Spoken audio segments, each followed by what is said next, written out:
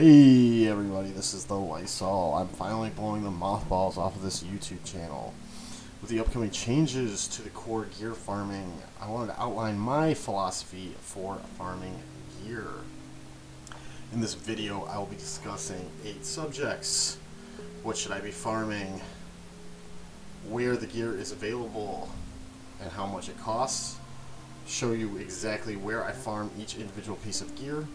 Explain my philosophy and opportunity costs, my formula for adjusted gear value, my formula for total adjusted gear value, comparing older characters to newer characters, and going over changes coming to the core gear drops.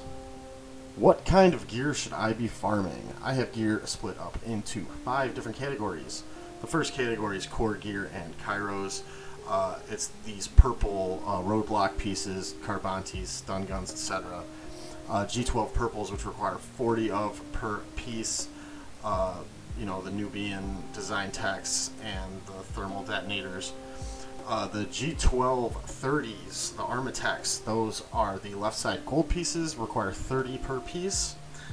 The G12 Armitech 50s, which are the right side ones, those require 50 per piece. And the G12 Zerka pieces, which are also right side pieces and require 40 a piece. Alright, where to farm what? So, for crystals, I target Kyros, golden eyeballs, stun guns. For guild currency, I target stun cuffs, Carbantes, stun guns, golden eyeballs. Get 1 after you have Gas, Wampa, Hoda, and Malik, of course. I go for the G12 30 pieces, stun guns, stun cuffs, and Carbantes. With Get 2, I say don't bother. I hold on to my Get 2 until we're sure nothing ever is going to come out that requires Get 2. With Shard Shop currency, I go for the G12 30 pieces, stun guns, stun cuffs, and Carbantes. For the GAC currency, Kyros, eyeballs, droid collars. With fleet currency, I go for all the different G12 pieces. Almost every G12 piece is on a fleet node, which means you should not need to split your farming in the fleet nodes. You can just hit those G12 pieces hard. And for regular energy, I've got Kyros, stun guns, and the G12 purples. Alright, real quick, I want to explain opportunity cost and what it means to me. This is a definition from Investopedia. I'm just going to read the first sentence here. Opportunity costs represent the potential benefits an individual investor or business misses out on when choosing one alternative over another. So what that means in SWGoH terms is if you are spending your currency in one spot or your energy in one spot, you might be missing out on a more efficient route going another way. So you want to be able to calculate your opportunity cost. Alright, and this is where the rubber meets the road. We have the adjusted gear value. This is a system that I came up with pretty much on the fly to basically show how much each different piece of gear costs. I have this chart here in descending order of how expensive these pieces are in relation to each other. So the G12 50s are 1.12 AGV. Carbantes are the cheapest at 0.628.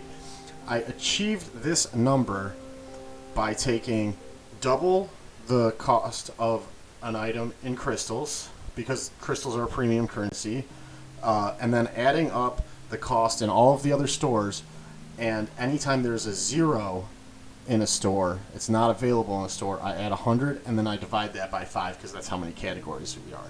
So you've got G12 Armitex, the ones you need 50 of are 1.12, Carbantes are 0.628, and you've got them all kind of in between. Now what I want you to see here is that Kyros are actually right in the middle. They're 0.852. They're not super expensive. They're more expensive than most of the other core gear pieces, but they're not prohibitively expensive. Alright, so the next slide here is total AGV, which is just the adjusted gear value of a particular character, and what that means. Here I have the 10 newest non-GL kits and 10 random sampling of characters I thought were relatively difficult to gear. So these are more difficult than average characters to gear, but not crazy. And I want to look at the comparison between the newer characters and the older characters. Now, the first thing I want to look at here, well, first I'll go over how I achieved the total AGV. And that was by taking the AGV of each gear piece, adding up how many there were on the character, and then adding them all together. So, for instance, Fennec Shand requires 150 carbs, 150 stun guns, 150 droid collars, 50 golden eyeballs, 400 Kyros. Her total AGV is 715.88. And then you look at somebody like, let's just look at Sunfac, who requires an assload of Carbantes. His total AGV is 696.2. But what I want to look at here is that all of these characters all have very similar AGVs. Some are a little more expensive than others, and tanks in particular tend to be more expensive because they require a lot more Carbantes, stun guns, and stun cuffs, and even golden eyeballs. So those tend to be higher AGV, but what I want you to look at here is, you see all of these old kits, they all require 400 Kyros each. And all of the older kits, aside from Padme, require 100 Kyros each. And they all have similar AGVs, and that's because by requiring more Kyrotechs, and they're only available in certain places, it drives the cost of other pieces of gear down.